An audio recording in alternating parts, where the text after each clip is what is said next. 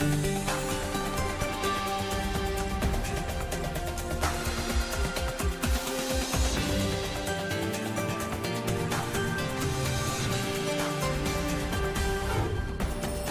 today's World Insight, China cracks open its huge market with the 4th China International Consumer Products Expo in Haikou City and Guangzhou's Canton Fair. How can the Expo and Fair drive consumer-driven growth? What does Chinese consumer power mean for global businesses?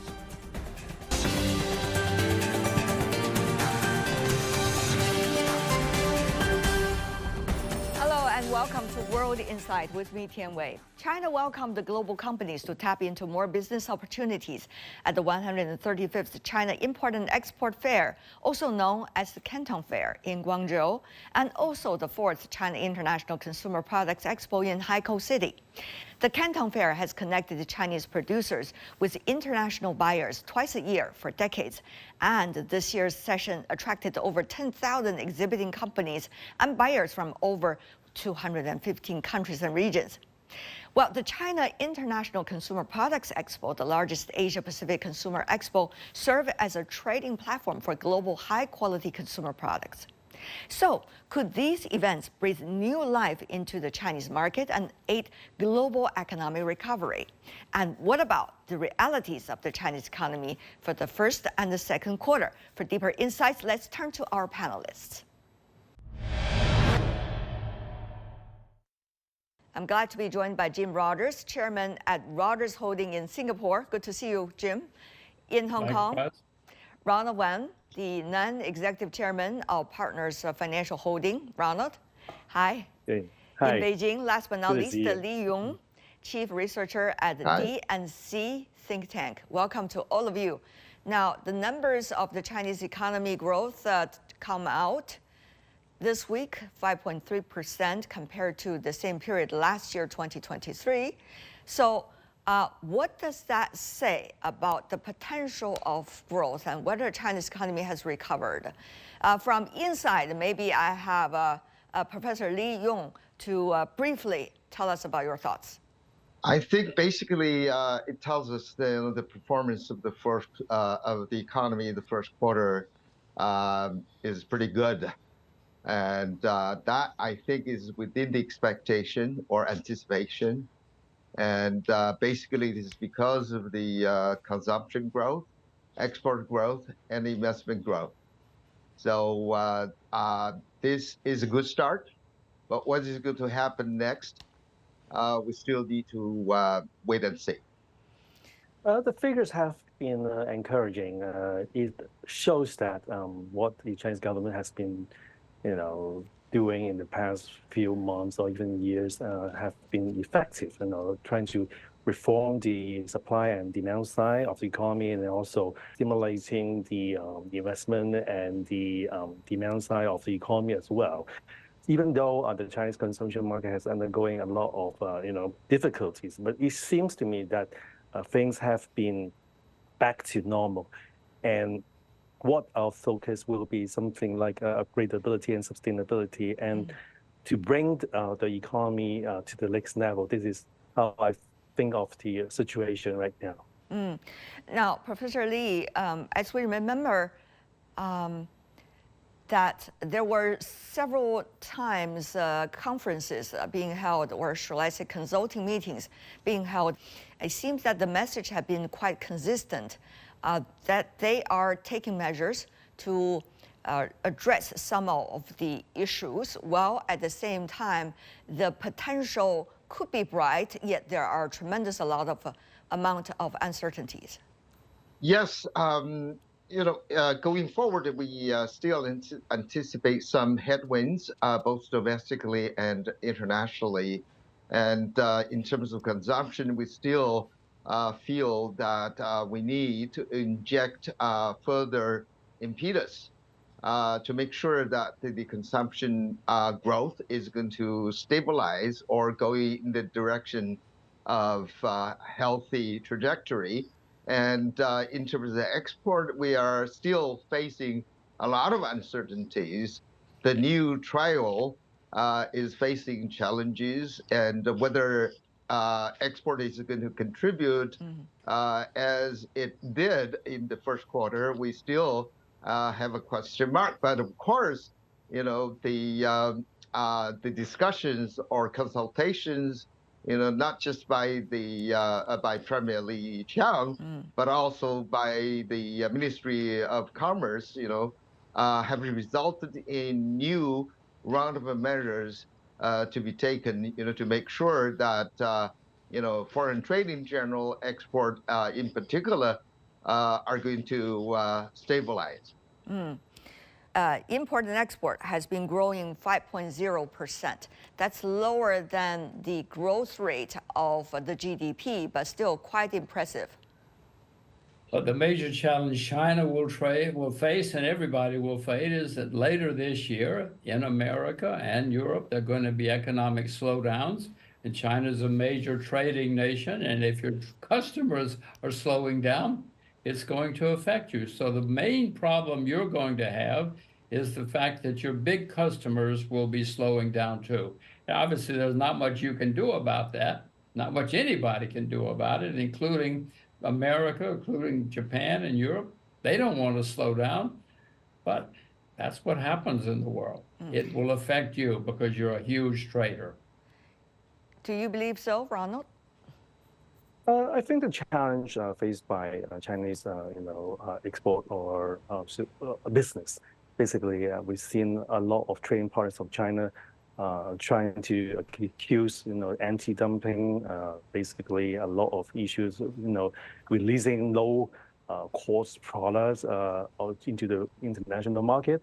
Oh, well, that is not really true because we've seen the Chinese manufacturer has been very effective in producing, a lot of products, including electric vehicles and products like that. So while the Chinese market trying to upgrade, the export quality, I think Chinese, manufacturer and Chinese, trading sector will face this sort of challenge in the future. So I do believe that on top of the, economic slowdown in the second half of this year of our major trading partners, also we need to face a tougher environment in terms of trade competition and trade rules. And even our trading partners will use a lot of different measures to tackle the Chinese market competitions. I see. On the other hand, if the European and the U.S. market could be a challenge, what about the Belt and Road Initiative, Professor Li? As China has been working very hard over the years on that, trying to bring in more partners from the global south, so to speak. Yes, I think this is also one of the key measures that the government is going to take, to counter the possible negativities that we are likely to face, in the months to come, and developing new markets, developing new customers, in the traditional trading partners, including the Western countries, will be a solution for the trade to keep its momentum of growth. But we still, have other measures. For example, we would likely to increase the import, to make sure that we have a balanced growth of a trade, and as the Consumer Product Expo is being held right now, I think you can see quite a bit of an effort of importing consumer products into the market. I will go to there a bit later in detail. Thank you so much, Professor Li, for reminding us of that important direction. But on that issue, I want to come back to Jim. Your thoughts on if the quote-unquote the North is not doing well in the latter half of this year, as you earlier predicted. What about the global south? There were earlier reports from international organizations suggesting that the wealth divide and the gap is getting ever bigger, though. Well, it is. You just look out the window. Everybody knows that. But the Belt and Road Initiative is going to be one of the most important things in the 21st century. We'll look back in 100 years from now and say, wow, That changed the world. It also is going to help China. But Tianwei, that doesn't mean that the other parts of the world won't have economic problems. America's had the longest period in its history without a problem. So of course we're going to have problems again. And China's a huge trading nation. So even with the Belt and Road, even with everything good going on in China, the rest of the world is going to have problems. Two parallel expo going on right now. One is the most well-known, which is called the Canton Fair. It is actually one of the fairs in China with the longest history back in the 1950s. Earlier, it was mainly about exporting to others. And now, over the past years, China has been also bringing in the factor of importing. The importers are also there. Meanwhile, there's another one which is called Consumer Products Expo being held in the province of Hainan. As we know, it is a place that is enjoying a tremendous amount of advantages from free trade policies. So how do you see measures like these? How much will they be able to ignite the consumption, shall I say, enthusiasm in the country, while at the same time be able to address the needs to balance the trade between China and its trading partners? Professor Li, since you're a trade expert, if I remember right. Oh, yes. I have to say that, the Hainan Consumer Expo is going to generate positive momentum in terms of trade. And it actually brings four functions together, namely trade, transactional transparency, market exposure, and development for both China and international consumer product companies. That I think will help the island to grow into a mature free trade port. And most importantly, Hainan is a tourist and consumption center, and that will be also associated with the duty-free shopping in that island. And I think Consumer Expo is going to provide quite a lot of development opportunities in that area. So if we talk about Canton Fair, I think it will continue to play its role in terms of promoting trade. And on the import side, it could be less of a consumer products, but probably industrial material-wise.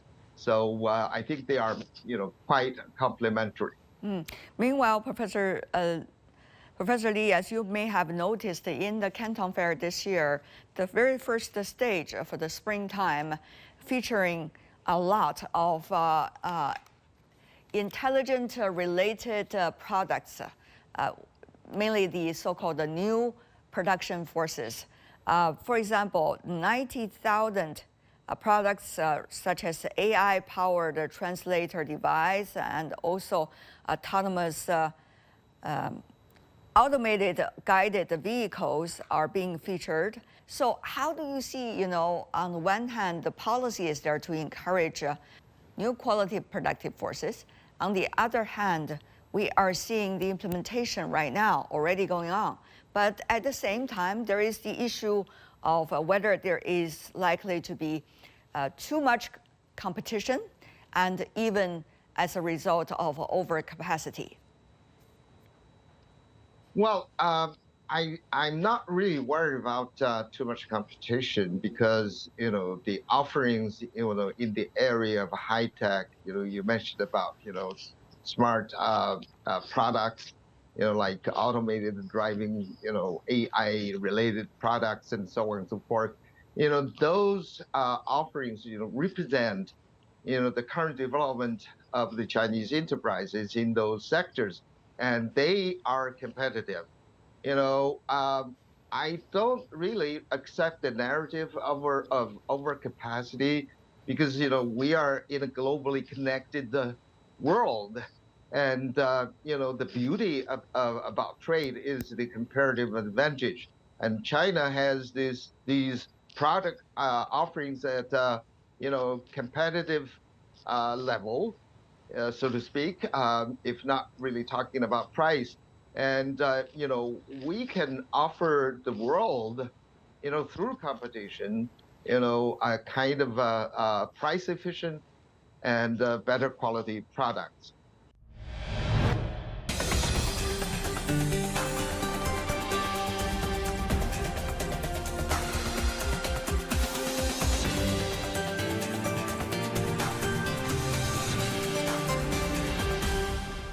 Ronald, you are based in Hong Kong, and of course, you are close to both of these places that I mentioned, the Hainan and also Canton, Guangzhou. So your thoughts on the two parallel events going on, encouraging import and export consumption as well? I think the the promotion effect of these two major expos creates a very complementary effect on the Chinese trading status. Guangzhou Trade Fair always promote a very traditional industrial manufacturing, meeting place, for customers and manufacturers, and that tradition has been lasting for decades. That has been a very important force. But the Hainan, Expo creates a new energy. Basically, they create a new driving force of the Chinese economic growth. Particularly, we're talking about the new consumption market, and also we talk about the service industry expansion. So basically, that creates a very huge driving force, of the economic growth in the future. In particular, Hainan somehow has been in strong competition with Hong Kong, talking about the tax-free shopping. A lot of customers actually go to Hainan instead of Hong Kong. We see actually this sort of competition, this sort of expansion has created a lot of topics to talk about, and also about the developments. So basically, I think these two trade expo basically will help China to attract more, customers and more concept and more talk about, new concept, new quality production force, and basically create a new whole driving economic growth area in the future.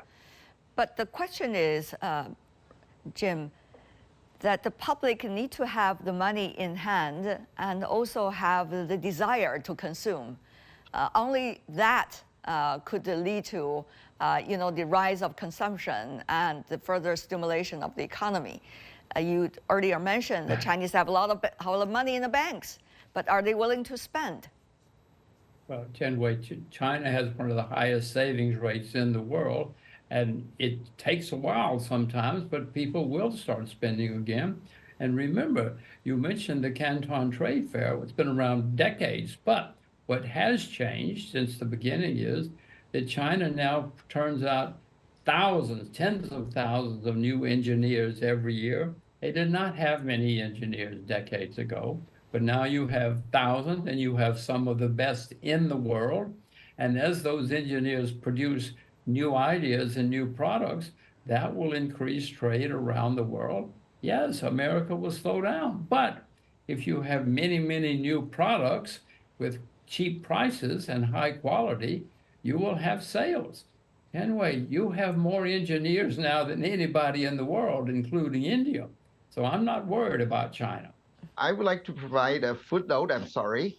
In terms of consumer willingness to spend, if you look at the first quarter number, consumer spending increased by 8.3%, while income only increased by 6.2%. That I think is evidence of consumers' willingness or propensity to spend. I hope this trend will continue to support the consumption market. Over the past few years, we have seen the trade war between China and the United States, and also many other factors that are impacting on the potential of the Chinese economy and therefore the confidence of Chinese consumers. Now, Professor Li, do you see that the public, since you're based here in China mainland, what is your sense about people's judgment of where the economy is going vis-a-vis the overall bigger picture? are they accepting the fact that there will be turbulence along the way anyway, and therefore, why don't we just do whatever we need to do in order to cope with the situation? Or people are thinking about more the unpredictability of the economy, and as a result, plan a very different way of proceed with their businesses and also with their life and with their consumption as well? I think this is the two sides of the coin. On the one side, the consumer side, I think the consumers are pretty confident, in the future trajectory of the economy, and particularly, that I think it is supported by the data. For example, in the consumption of services, even though food CPI is still quite low, and they are willing to spend on travel, for example, and that I think has been footnoted by the data in the increase of food service restaurants and so on and so forth. So the other side of the coin is the confidence by the industrial sector or by industrial enterprises. And, they are restoring their confidence as a result of the government policies, particularly the upgrading of large equipment and household appliances, trading, and policies regarding home remodeling or renovation. So they feel that they have the opportunity, they can really tap into the opportunity. So their confidence is now restoring. Jim, your assessment as an investor? Well, Beijing says that they're planning for things that will help revive the economy, whether they build highways or schools or whatever they do with the money. They say they have plans, and most governments do have contingency plans that if the economy slows down, they have places they can start spending money, and Beijing will do it too. And now when you start recovering, things will feel better, at least for a while. What about the adjustment of the structure of the Chinese economy? How much is it reflected in both the Consumer Products Expo and the Canton Fair, Professor Li? Well, I think the structural adjustment is basically in the area of upgrading the consumer products, in terms of quality. That is very important. Particularly, the Expo is going to bring in international standards. I think that will have spillover effect on domestic companies, which will respond with higher standards, and of course, that will also lead to reshuffling of the consumer industry as well, and that I think is desired, the so-called structural adjustment, based on consumer demand and also the external competition. So I'm optimistic that all those expos, two of them, are going to have positive impact, on the domestic structural adjustment.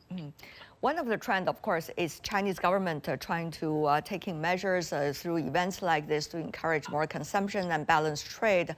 On the other hand, Ronald, you have noticed that many Chinese companies are going overseas in a very different way this time compared to, let's just say, 10 or 15 years ago. That time it was called going global. But now Chinese companies are putting their capital, investment, technology, manufacturing base, and etc. Overseas. So how do you see this round of going overseas is likely to impact on what we have been talking about today, mainly the overall structure of the Chinese economy and also the consumption and structural reform of the Chinese economy? As various speakers have said earlier on, Chinese government and Chinese companies and everyone has accumulated a lot of experience and a lot of manufacturing capability in the past 10 years or even decades. I think it's time to expand to overseas by using their technology, their excessive manufacturing capability and capacity to help our partners or nations to enjoy the development of technology which has been created by the Chinese manufacturers. So I think this sort of exchange of both in terms of capital, technology, and other matters basically can help to diversify the overall economic structure and putting Chinese economy from domestic looking to a more forward looking, and also from labor intensive in the past to capital intensive, and bring this sort of activities to create more profit for the Chinese company in the first place, basically more economic sharing with our partners as well. As you open up, your customers get more successful. I mean, look at Korea. You did nothing with Korea 40 years ago, 30 years ago. Now it's a gigantic trading partner for you. Vietnam. As these countries become more prosperous, whether it's your money building factories or whatever, they become more prosperous and they buy, and they're going to buy from China. It will continue to happen, and more countries are opening up because of Chinese money, because China's opening up, and it's good for everybody. I would like to share with you the assessment of the current economic situation by the National Statistical Bureau. And it says, foundation of the economic momentum has not been solidified. That I think is a quite conservative assessment, even though, the government has confidence and the policy tools. That I think is a demonstration of the government's preparedness for, for uncertainties, for possible volatilities, for unexpected circumstances, which is also evidence that the government is prepared to stage more policies to help the economy grow. Li Yong, Jim Rogers, and Ronald Wang, thank you. And that's all the time we have for today. If you'd like to know more, search World Insight or check out our YouTube channel. Follow us on X and Facebook. I'm Tian Wei on behalf of the team. Thanks for being with us.